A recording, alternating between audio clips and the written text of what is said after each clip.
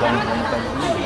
Ya, yang pertama kita harapkan lingkungan yang pernah menjadi sejarah ini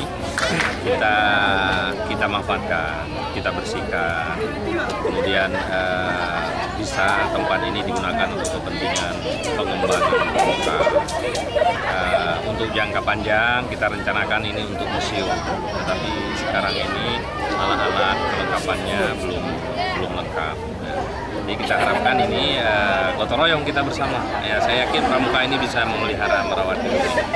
Ini bangunan yang pernah menjadi kenangan bagi kita. Lingkungannya di sini juga demikian. Jadi kalau kita nggak rawat ini, coba lihat kiri kanan nih, tambah semakin kotor ya.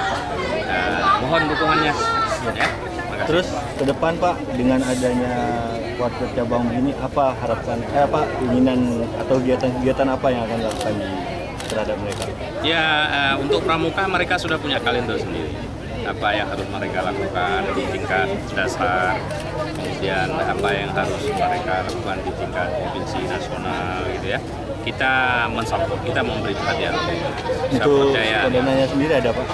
Ya, untuk tahun ini walaupun tidak banyak, tetap anggaran untuk pembinaan pramuka itu dapat PBD ya.